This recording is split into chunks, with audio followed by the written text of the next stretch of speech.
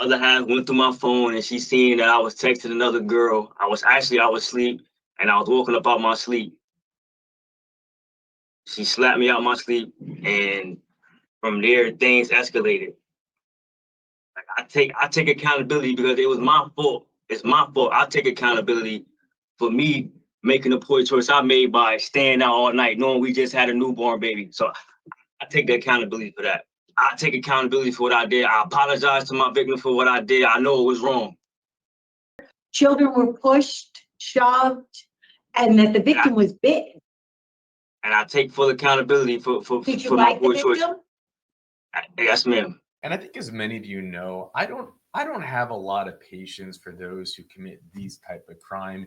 DV, risk of injury to a child. The excuse that he gives is, well, he had a baby. He had to go out and party and blow off some steam. Well, man, why not be a father? Why not just do the responsible thing? Look, I'm a father of 3. I get that we do need our breaks. It's even healthy, but this is not how you do it. And then you get up, you get upset, and you bite her? Are you kidding me? It drives me nuts. And let's keep in mind that this man has a long record. He was on probation when he committed this offense, and it's hard to wrap one's mind around how this happens. But then again,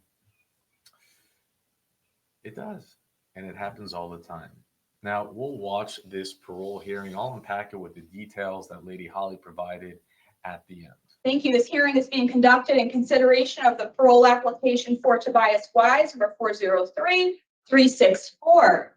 He is serving a sentence of 12 years, execution suspended after 6 years, and 3 years probation for 3 counts of risk of injury. As of today, records reflect a parole eligibility date of March 9th of 25. There is no victim input in this case. There is an offender accountability plan for the offender. It has been reviewed and shows that the offender has completed domestic violence, voices, and he is currently attending school. Utilizing the statewide collaborative offender risk evaluation system, the offender's overall score falls within the moderate range risk for recidivism. Mr. Wise, this is your opportunity to express to the board why you believe you should be granted parole. You may begin, sir. Good morning, ladies, and good morning, ladies. I would like to, first and foremost, I would like to take full accountability for the poor choices I made back on April 16, 2022, when my crime was committed.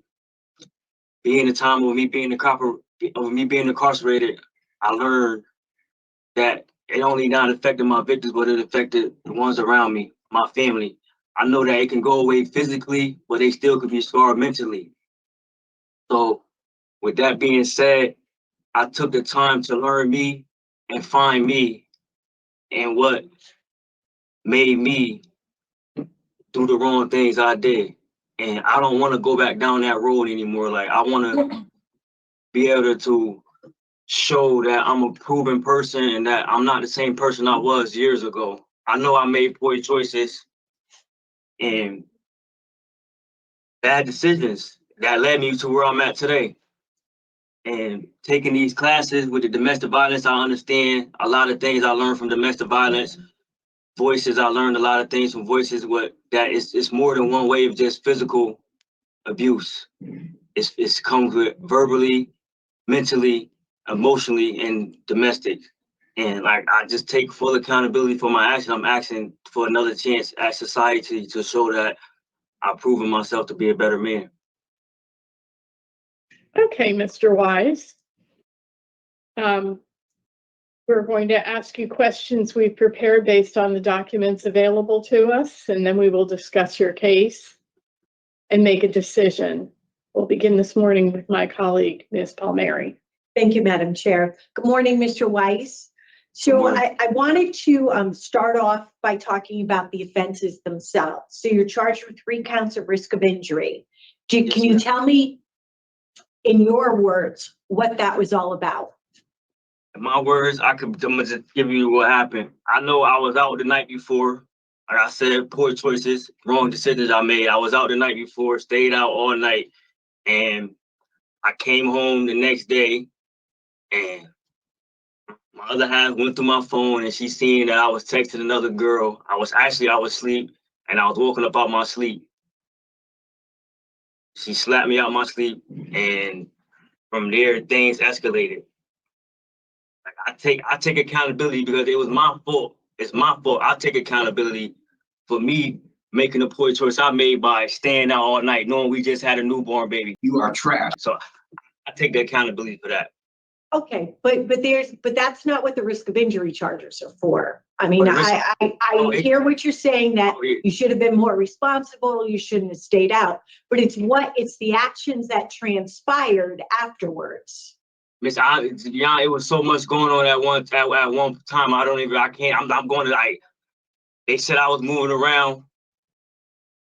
I take accountability for what I did. I apologize to my victim for what I did. I know it was wrong. It was wrong. I mean, the police reports and the victim reports all indicate that there was a physical altercation. It was a physical Children were altercation. there, children were pushed, shoved, and that the victim was bitten. And I take full accountability for Did you for my like the poor choice. victim? Yes, ma'am. You are trash.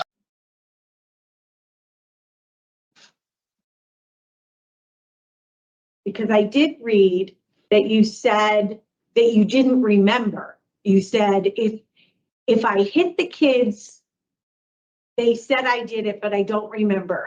How is it that you don't remember? Were you? Because I was out the night before, like I said. I was under the influence. I was under the influence.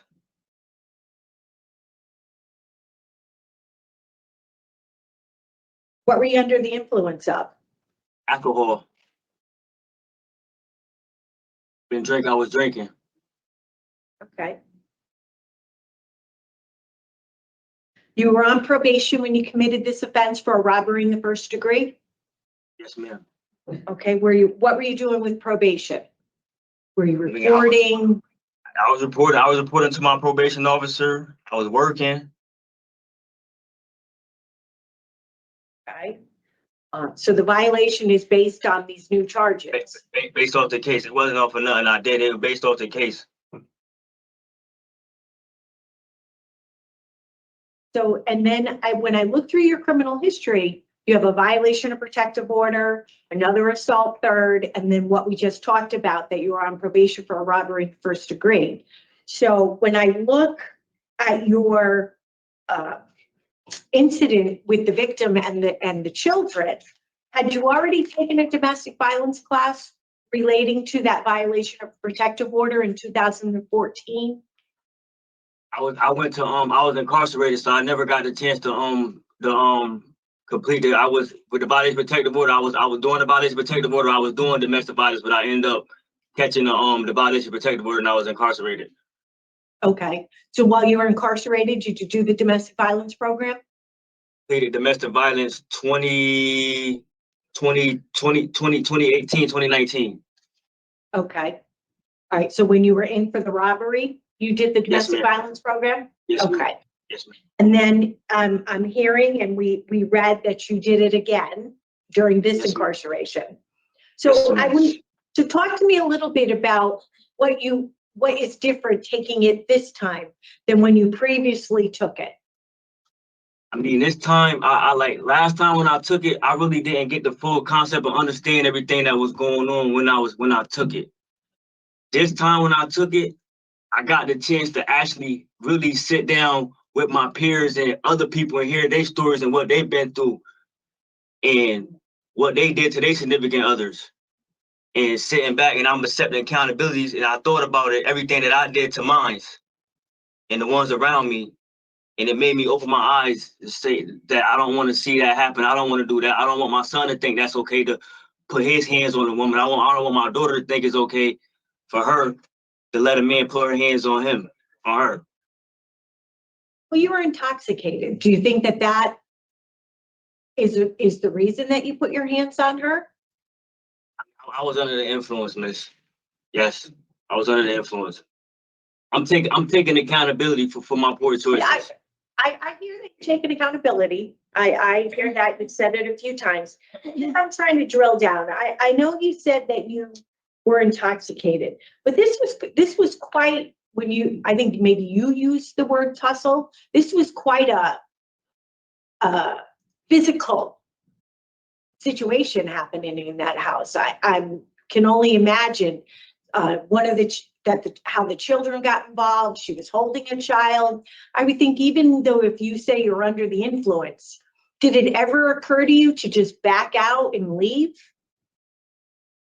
To leave your phone and just go? It did. I can't say. Right. It happened so fast, miss. It happened so fast. I'm slapped out of my sleep. I'm literally slapped out of my sleep.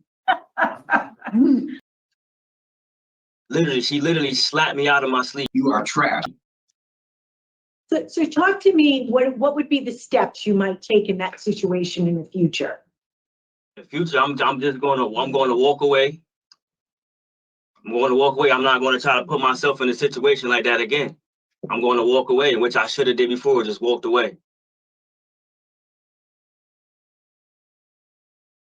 I would think, you serve time for a violation of a protective order.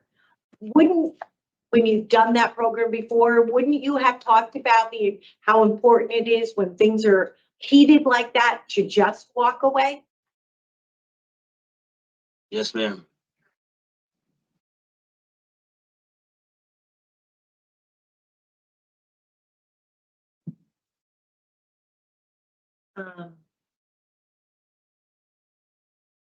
So I read in the report from the parole officer that you said, sometimes I get caught out in the moment and get angry. I used to have a hard time calming down, but now I let it go. How do you know that now you let it go? I mean, you're incarcerated now.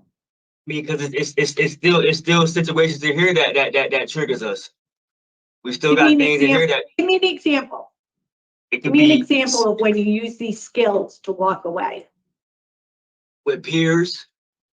For example, if I get into it with somebody over the phone or something, I just take a few breaths and I walk away and just wait. Or somebody say I had next on the phone, and I be like, no, I had next, and they want to argue. I'm not gonna argue. I'm gonna just walk away.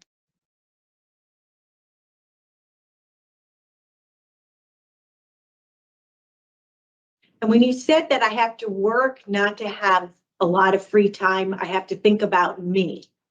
What does that mean when you tell the parole officer? And you said that in your opening statement too, that you got to learn to.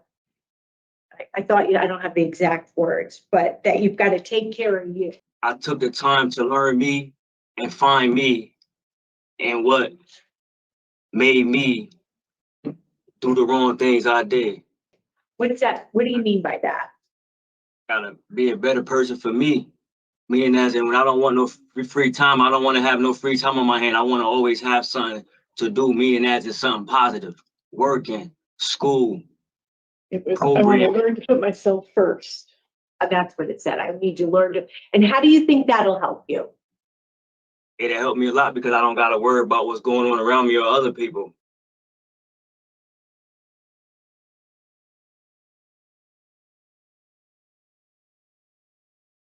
I heard what you said about taking the Voices program.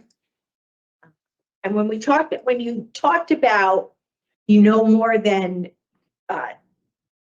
domestic violence, there's more ways to harm a person, physical, emotional. How do you think this affects those children? I mean, mentally, I know that's something they will always remember. And I know that's something they will grow up and always probably look at, like, this happened with this person. Like, physically, it can go away, but mentally, I know they will always be scarred with that.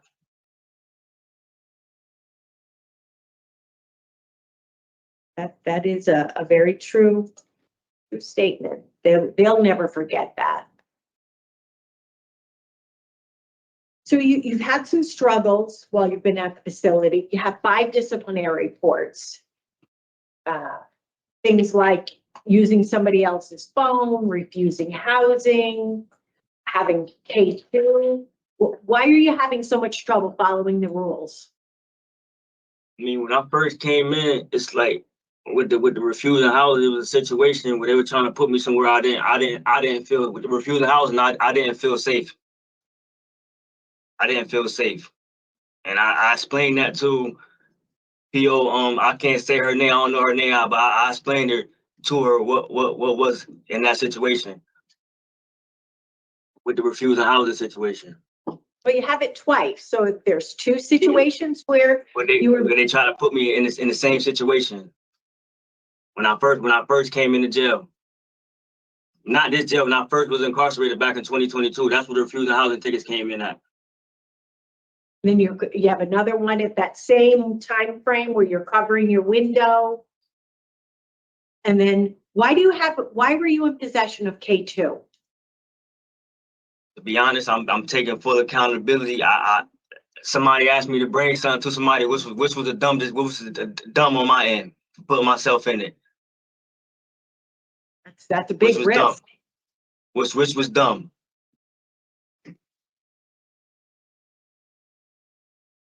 So you talked about that you were intoxicated that night. Do you think you have issues with alcohol?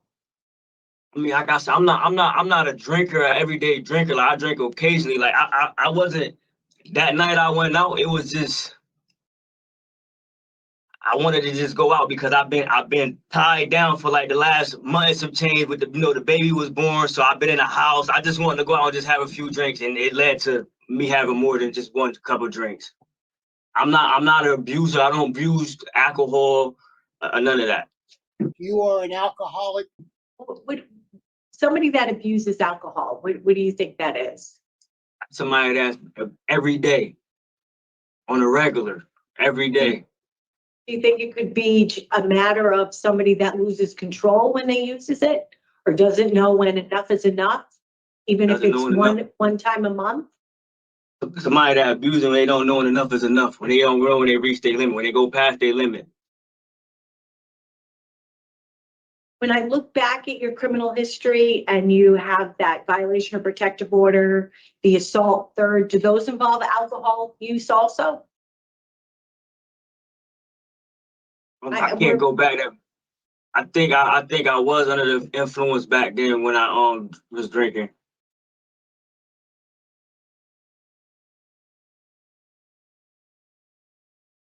Okay, and your release plan is to go to a halfway house. Yes, ma'am. And what do you think you need to be doing in the community? What would make you successful in the community? Because you also have 3 times you've been on community supervision and you have yet to be able to finish one of them successfully. So what do you think will help you going forward? I mean, with the resources and stuff, I feel like I asked for the halfway house to get back to the community so that way I could take advantage of the opportunity that they got to offer as far as with jobs and me doing more programs and help me get stable housing so that way I don't have to depend on anybody or I have to put myself back in the situation to have to be living with a female or anything. Okay. So you go into a house because you were working, you said. I had you working at Dunkin' Donuts. Is that where you were working? I was working at Dunkin' Donuts. I had a Dunkin' Donuts job. Also had worked at Stratford Car Wash and Oil Change. I maintained a job the whole time. I never went without a job. Unemployment wasn't an issue. So what was the issue? Put myself in a situation, being in the situation of making a poor choice of going out my way, staying out, and being in a relationship. That's what I come to realize. That's my number one, my downfall, relationships.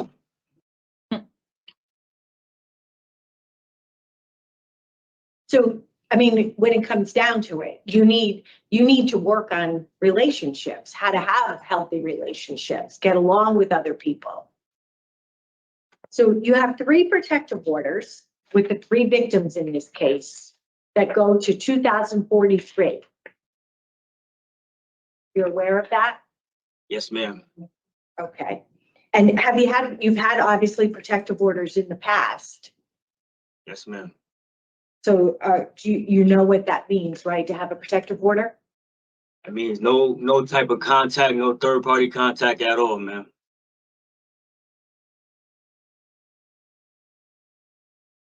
Anything else that I should have asked you about?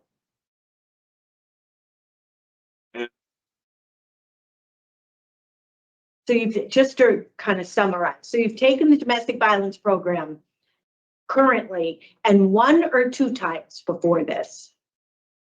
I took it this time and then I took it the last time. All right, so you were taking it in the community, but you didn't finish because you were arrested. Then you Yes, took ma'am. it once when you were incarcerated on the robbery charge, and Yes, then ma'am. just now. So maybe, so probably 2.5 times. Yes, ma'am. Okay, all right, Mr. Wise, thank you. I'll set Madam Chair. Okay. So, Mr. Weiss, in your opening statement, you said that during this period of incarceration, you learned me and you found me. So you went on to say what made you do wrong things. So tell us, what did you learn about yourself as to why you were doing these wrong things, AKA crimes? Well, my crime, I gotta say, it happened. I take accountability for the poor choices I made. I've heard that multiple times. Yeah, I'm I'm asking going about what about you? Why? I was still like in a dark place at times, stressed out. But as me coming to jail this time around, being around a lot of people who's got time and stuff, I was able to sit down and learn from them, from the mistakes they made that put them in today. And like I Okay, said, I don't want to. I'm going to go back to your comment about stress. So stress is a part of everyday life. As adults, there's all kinds of pressure and responsibilities, whether it's raising children and providing for them, or getting along with your boss, managing your transportation, paying your bills. Life is stress. It is. So Right, you need some right. skills, right? And you have a child, you've made choices to have multiple children. You know, you don't necessarily get a break from being a parent. It is part of your responsibilities in life. So what is this dark place that you're referring to? I'm still like, I had a lot on my mind at times where I still think about my mom, her passing. I never mourned from that. My father, he going through his situation right now where he fighting cancer and stuff. It's things I still go through, but like you said, it is everyday life, so it's part of stress. But I know I don't have no control over certain things. Is loss. So is loss, you know, the The older we get, the more people we lose in our life, and you have to figure out how to process that loss and cope with it. How to cope with it. Yeah. So do you act out at the job? Are you aggressive and do you speak disrespectfully to people at your job? No, at all, no ma'am. Okay, Not at but all. you're willing to do that in home. Which is So I want to say for the record that your account does not match the police report. The police report came on a domestic call at 6:40 in the evening. And it was also indicated that you all had been arguing throughout the day, and that she did look at your phone, and that's when you got irate and you punched her and clawed her in the eye. you saying Saw a text on your phone. Can I say something? You saying that it's saying we've been arguing throughout the day. So you weren't asleep at the time that this assault went down. we wasn't arguing throughout the day, miss. It wasn't no argument throughout the day. Like I said, it's always 2 sides to a story. We wasn't arguing throughout the day. I'm working off of the official police report. So I'm just telling you, your account to us today does not match the police report. And you had already said to Officer Michelizzi that you didn't remember. You didn't remember half the things that you did, including striking the children. You are trash. So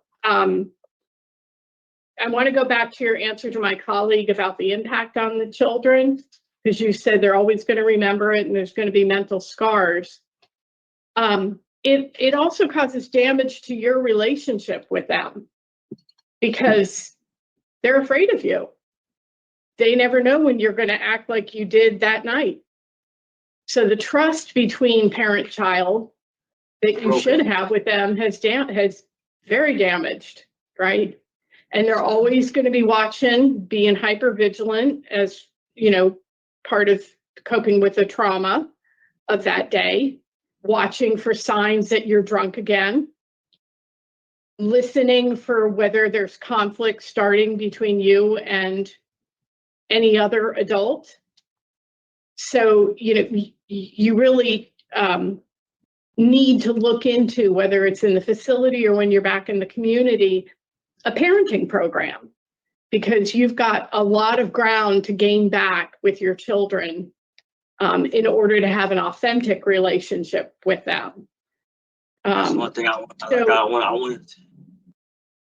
Good. That's Yeah. why I said with more programming and stuff like that, whatever program that. It's also going to help you deal with stress. And that's something you have to pursue on your own. We're not going to stipulate you to go take a fatherhood program. You should intrinsically within yourself want that for the relationship. And it's going to help you manage stress as well, because you can't take stressful feelings out on your children. You can't cope with stress by drinking too much. It doesn't solve anything, as is evident by the case before us today. So I want to go back, your opening statement, you said you're just asking for a second chance.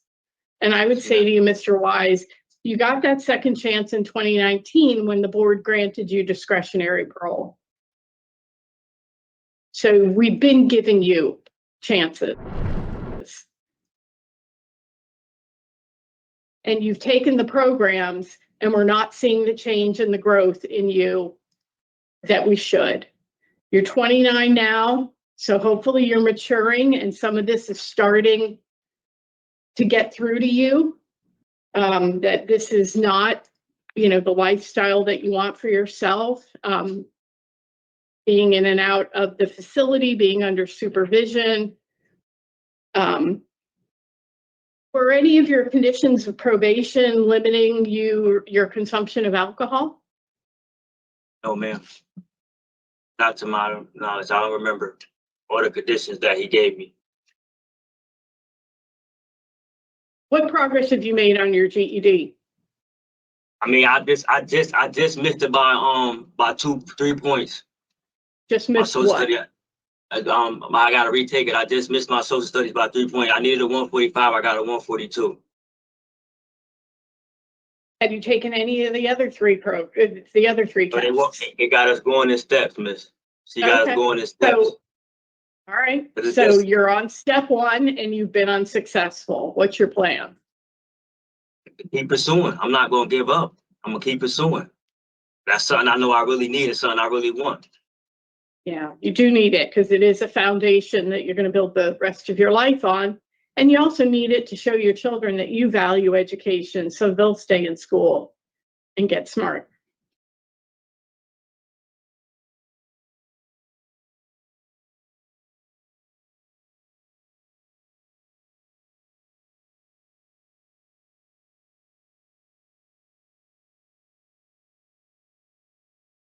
So I'm not sure in the note taking that I did while you made your opening statement that I heard you actually apologize. I know you took full accountability. You talked about your poor choices. You used when my crime was committed as opposed to, language that's more accepting of responsibility for you being the one committing the crime. If the victim were listening today, what would you want this person to know about how you feel? I mean, you completed the Voices program, so you understand the impact of your choices. If she was listening today, or if they was listening today, I would just, like I said, I would like to apologize for them, for the physical damage that I caused to them and the mental state that I put them in. And I would like her to know, like, I truly do apologize, and I don't want her or my kids to think that I'm a bad father or they cannot trust me. And that I changed, I really did change, and I'm becoming a better man as days go on. Yeah, And I because just it is a asked for her process. to accept. I do ask her to accept my apology if she is listening or was to be listening today, along with my kids, to accept it. But I know it's a process and it's going to take time for y'all to still heal mentally. Well, and you have a protective order that, you know, you need to abide by in terms of any kind of reconnection and healing that you're referring to. Do you have any life goals for yourself, Mr. Wise? I want to be successful. I want to be successful. I want to be a businessman. I want to open up my own company. I want to do things. Open a company doing what? Box trucks.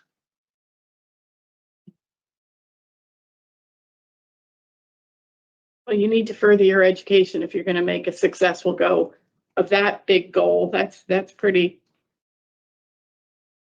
That's why I high want up to there.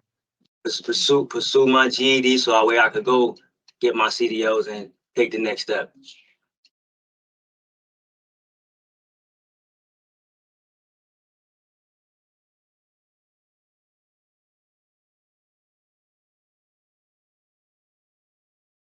Do you see that that the result of your choice to drink to excess not only harmed a lot of people, it harmed you, and now you're incarcerated, and that it is a problem if you can't remember the details of the Yes, ma'am. incident? Yes, ma'am. I see. So, you know, you don't have to be drinking every day for alcohol.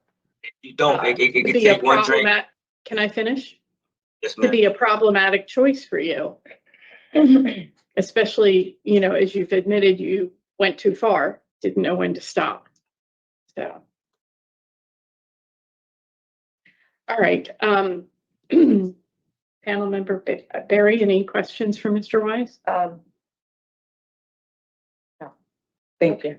Okay. So, Mr. Wise, please sit quietly while we discuss your case. Ms. Palmieri? Thank you, Madam Chair. So Mr. Weiss, he's before us today for the three risk of injury counts. He has an underlying violation of probation where probation was terminated on the robbery first, and he has an unconditional discharge on the assault. He has a 6-year sentence with 3 years probation to follow his 12 years of that, 12 years suspended years that he's currently serving. Does have a history of domestic violence, a history of a violation of protective order.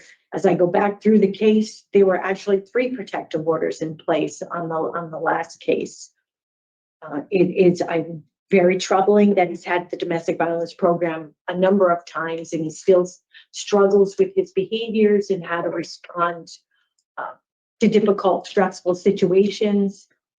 Seems to me he keeps saying he should just walk away, and he seems to be unable to practice that strategy.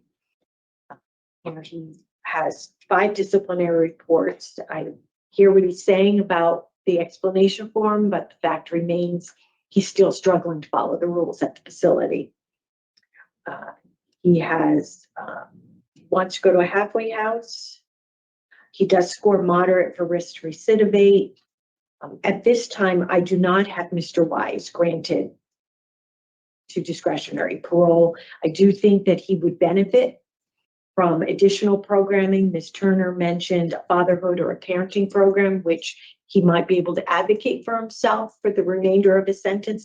And I do think that he needs to take some type of a tier program. I realize he's only a 1, but perhaps he could attend AA, NA. I'm not saying I know it's available to him, but certainly he could advocate for himself.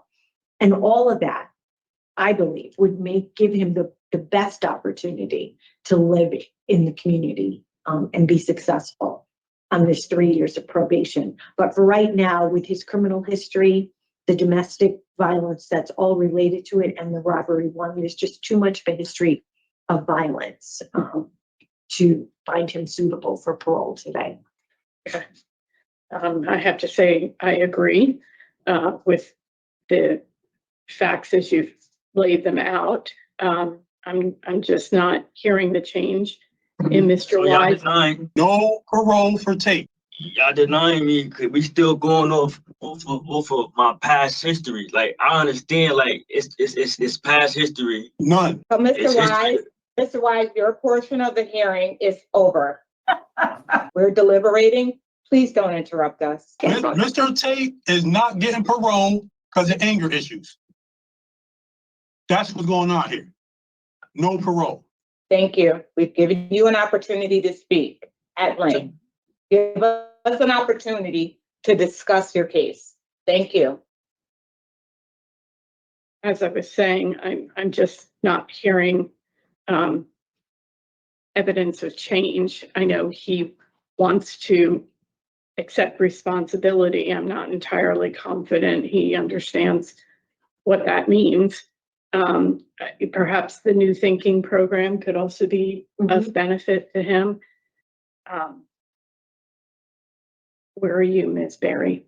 I cannot support his discretionary parole either. I think that he really does have some anger issues. He has some unresolved things that he really does need to take care of prior to being suitable for discretionary parole. I heard you talk about the fatherhood program or embracing fatherhood. He's taken that before too. So it's really a matter of what he's able to retain and how he's able to apply it to his life, going forward. I mean, yeah. So today I cannot support. I would entertain his coming back for another hearing. He's not done until 27, giving him an opportunity to prove himself. Like, I know he doesn't want to be in the prison. Nobody likes that.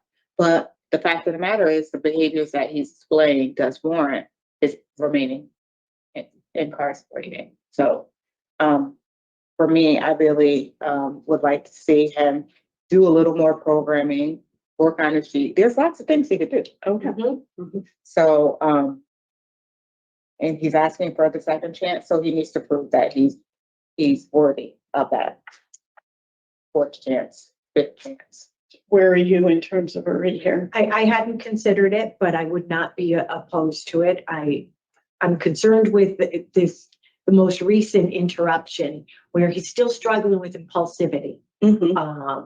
And that need to be overpower people, maybe, but I do think that the New Thoughts program could be very helpful, like a fatherhood program, but maybe, and having taken it as a younger person, maybe taking it again as a little older, a newer father again might be helpful. Coupled with anger management. Yeah. I'm troubled with the fact that he is only a 1. And when you go back through the history, a lot of the behavior, it has an underlying substance abuse, alcohol. Well, and in the case notes in 2019, he was a 1 then too. I went back to see while he was talking whether his score had dropped at some point. Yeah. So I'm not sure it's reasonable to think that he would get a tier program. I wouldn't be willing to hear him again before November of 2026. Okay.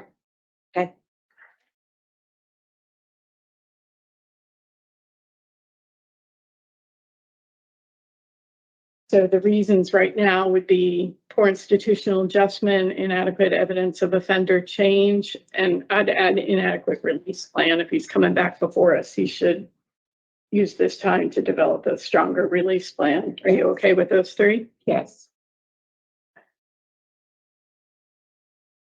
All right, Mr. Wise, in the matter of Tobias Wise, inmate number 403364, there is a motion to deny parole at this time for the following reasons. Because of anger issues. Your poor institutional adjustment, inadequate evidence of offender change, and an inadequate release plan. I further move to rehear you in November of 2026 with the recommendation that you not get any additional disciplinary reports and you complete additional programming to benefit yourself, such as a fatherhood program, anger management, New Thoughts, and continue on your efforts to obtain your GED. Do I have a second? Second. All in favor? Aye. Aye. That's the best we can do for you, Mr. Wise. Now, ball's in your court. If you want to step up and get busy, we recommend you do so. Thank you. I appreciate you. Have a good morning. This concludes the hearing for Tobias Wise, number 403-364. No parole for Tate. None. Mr. Tate is not getting parole because Of anger issues, and I had to change shirts midway through the hearing to my new No Parole for Tate t-shirt, which you too can now have. It's in the merch store. It's actually a pretty quality t-shirt. I was pleasantly surprised, and yeah, you can get it too. And anyways, whew. This guy, he was caught in like every lie. I like how the parole board handled this case. I do. Sometimes they handle these cases where I just want to hug. I want to hug all of them. And sometimes I just want to pull my hair out and scream on the top of my lungs. But you know, it's interesting how he plants a story. I went out all night. I had a kid. I was stressful. What shall I father? I think a lot of us can relate to being, you know, I was doing stuff on my phone. She woke me up, and and no one likes to get waken up, you know, middle of the morning, even if you're doing all the wrong things. But then there's no excuse to start smacking people around. You got all the kids there. You're being like just a deadbeat dad. But the insult to injury is that it turns out he's lying. This happened at like 6 p.m. Yeah, you know, I do believe he probably was sleeping. Maybe he was out for the past 36 hours and he showed up and just like at being a deadbeat dad. And she's like, well, let me see your phone and see what's going on. It's like, hell no. Man, but and then he's like still blaming her. He's still blaming her, not taking accountability, saying, I was stressed, saying, I don't even do narcotics. We have Lady Holly here in the spreadsheet. He has possession of narcotic charges. As a matter of fact, what he had a write up in prison for possession of it? Are you kidding me? Are you kidding me? Oh my gosh. Why were you involved in this? And I'm not even talking about your prior history, which extends, you know, over 25 charges since 1973. Yes. Can you just kind of explain to me, like, what? Why do you think he deserved parole, Mr. Davis? The last time I was on parole, I completed it. I'm sorry?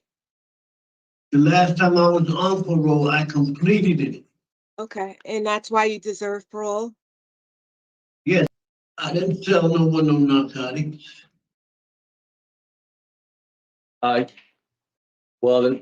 I mean, the word was that a confidential informant worked with the PD, and that the word was that you were selling in the Norwalk area. Is your street name Baby Love? No. Is your street name Baby Love? This is too great. You know, this parole hearing actually reminds me of the OG gangster that we covered not so long ago. Tell us why you think you deserve parole. Hey, if you're gonna give it to me, give it to me. If not, I could go back. I'm not here to debate with y'all or nothing. The only difference, though, and this is a serious one, is that he was busted for selling the worst kind of narcotic, the narcotic that is killing people. So, in my opinion, he's just a much less sympathetic character to the OG that we covered not so long ago. But in some ways, they still have that old mentality of just not giving an F at all. And we're going to have to see how that works out for him. He's got a long record. It just, like they said, it goes back to forever. Anyways. Walter Davis, 75021. Thank you. This hearing is being conducted in consideration for a parole application for Walter Davis, 075021. He is serving a sentence of 30 years execution suspended up to 4 years with 5 years of probation for sales of narcotics. As of today, Records reflect a parole eligibility date of July 30th, 2025. There is no victim input in this case. There's an offender accountability plan for the offender. It has been reviewed and shows the offender has completed the following programs. No programs has been completed. Utilizing a statewide collaborative offender risk evaluation system scores, the offender's overall score for recidivism falls at a very high range. This is your opportunity to express to the board why you should be granted parole. You may begin.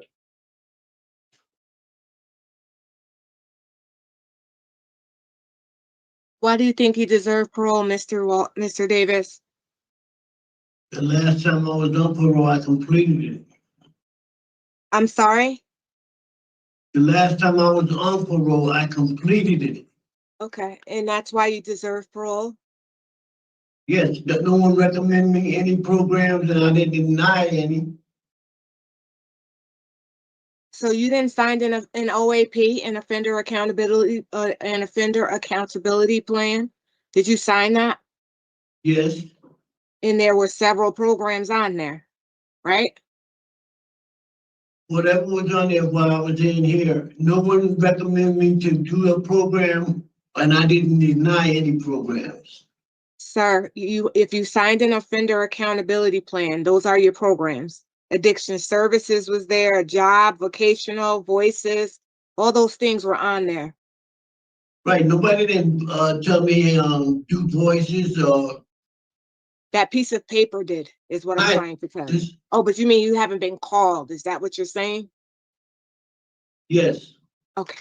no one All right. told me do this program or I have to do this or that. Whatever the program was on my OAP. Okay. I'm sorry, Officer Williams, tell me what the parole eligibility date is again, please.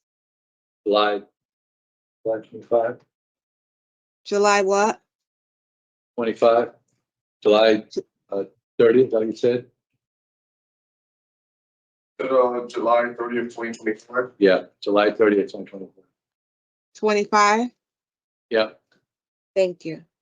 All right, so Mr. Davis, we're going to ask you some questions, sir, and when we're done with our questions, we will deliberate and give you our decision, okay? Yes, Mr. Rodriguez is going to start with the questions. Thank you, Madam Chair. Mr. Davis, good morning. good morning. Sir, I have to be honest with you. I had a difficult time reading this case. I mean, you're 71 years old. And No, here you 70. are, 70? 70? Yes, Yeah, this year you'll be 71, correct? yes, So, and I have it down for sale of narcotics. Usually guys kind of get it by the time they're in their 50s or 55, something like that. What in the world has you doing this just a couple of years ago? Why were you involved in this? And I'm not even talking about your prior history, which extends, over 25 charges since 1973. yes. Can you just kind of explain to me, like, why this involvement in sale of narcotics?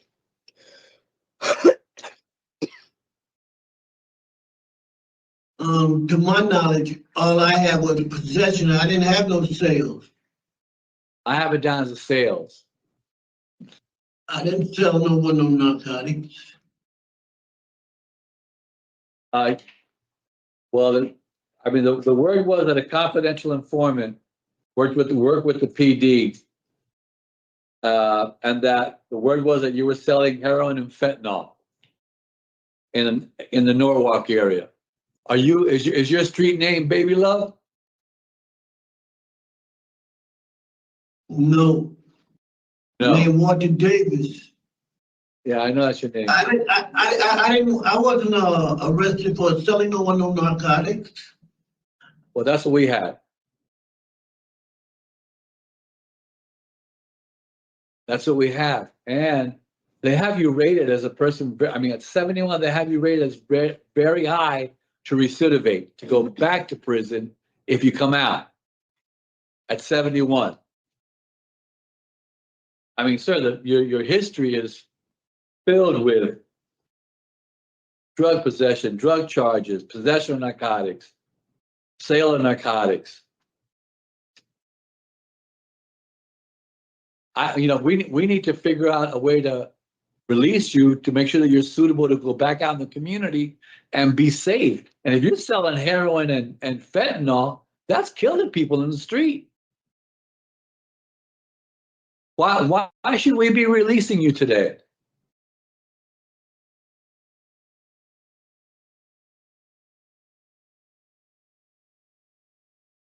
Can you answer that for me?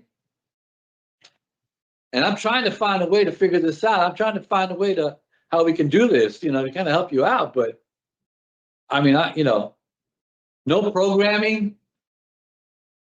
And I'm sure you've taken some of these programs in the past, right? Yes, You've had 4 previous incarcerations. You must have taken some substance abuse programming in the past. yes. Yeah. I'm having a hard time understanding this, and you're not giving me a lot. I want to help, and I don't know how I can do that without understanding why we should be able to release you today.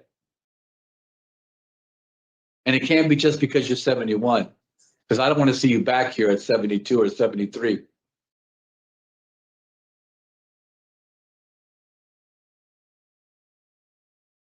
Can you tell me why we should consider that today? No, Do you like being in prison? no. Well, I mean, you find yourself going back and forth. I have a You put yourself in these situations.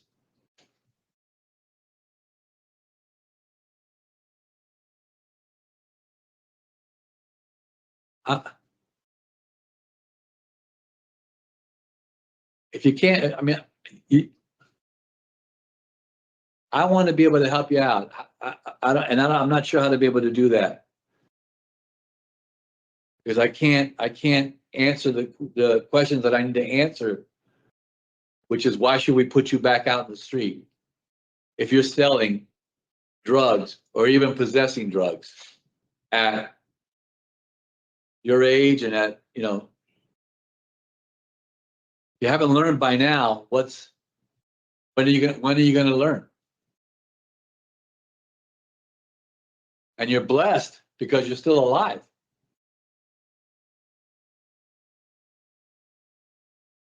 Was the possession for you, for your use? Yes,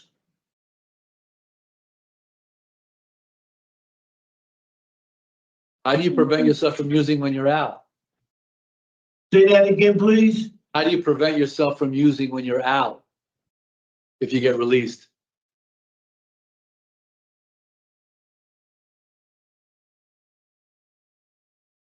Yes, I have to be with different people, places, and things. And you learn that where? In the program. In the programs. Are you doing any programs there? Are you doing any NA groups there? Any voluntary groups? Are you doing any kind of programming voluntarily? That's not on your OAP? No, Okay. Mr. Davis, I'm sorry, I don't really have any additional questions for you because I'm not sure, you're not really giving me a lot. But I appreciate you at least, trying to answer my questions this morning. And I wish you the best of luck, sir. I'll move it on. Thank you, Mr. Rodriguez. So, Mr. Davis, you told the officer that you were hustling. That's not what you were doing? You were hustling for money? yes, And it says you had a large quantity of heroin and fentanyl. And you were doing all that yourself? For your Yes. personal use? yes. I don't think you're being honest, Mr. Davis. Okay. Ms. Apple? Mr. Davis, are you going to continue to sell drugs when you get out of jail? I didn't plan on it. I have to live. Do you get a social security check? Yes, Okay. The report said that you used to go down to the Bronx to get the drugs and bring back. Do you have friends down there? I know people all over. Okay. So if you were to get out, or when you get out, you're gonna collect your social security, and then is it not a lot of money? Do you need extra money? Yes, it's not enough. Okay. Well, I mean, when you look at your records, there wasn't a lot of work over the last 50 years where you would have been earning income to get into your social security check, because that's connected. But I don't know that selling drugs is the answer.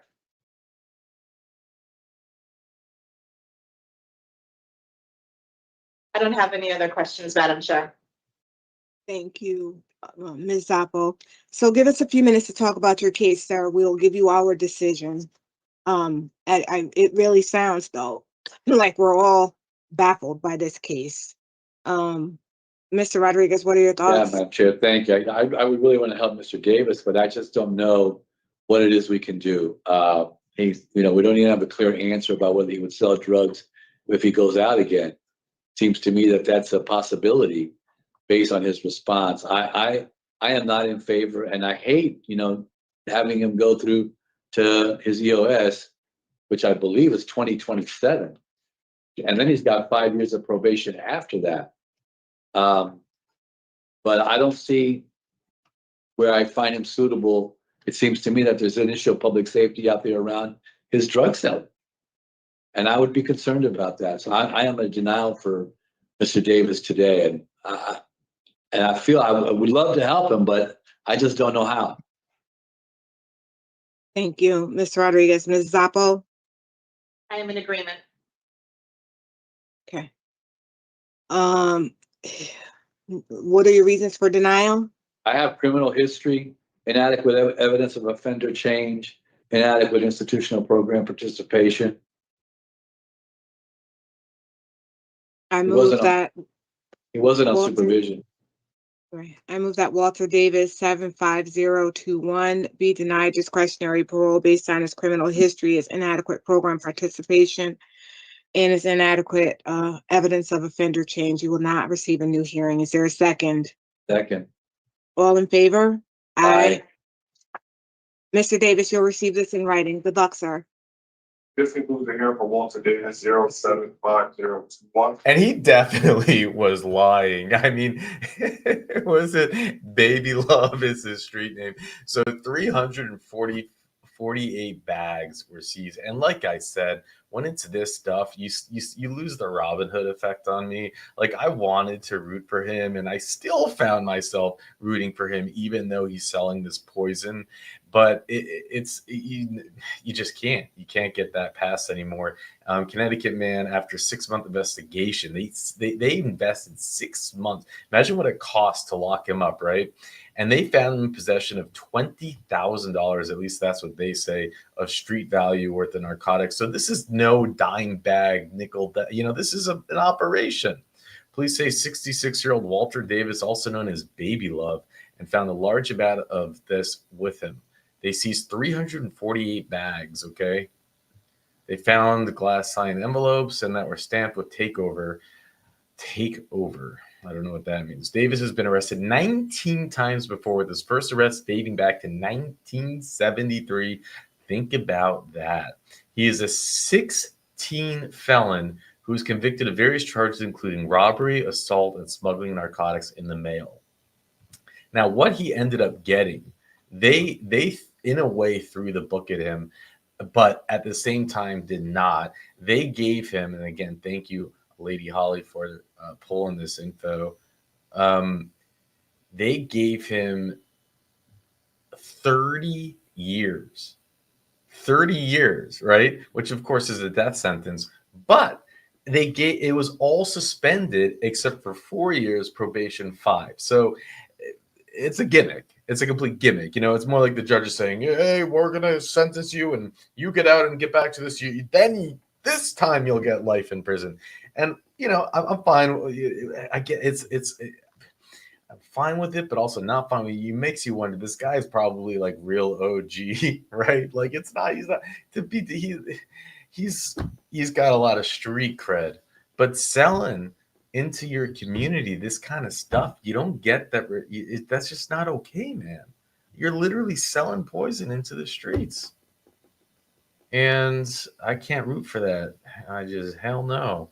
And he kind of seemed to admit it. He's going to go back out and do the same thing. And, you know, his EOS, though, is, I get, what did they say, 2 more years or something. So he's just going to do his time. He didn't seem to have any interest in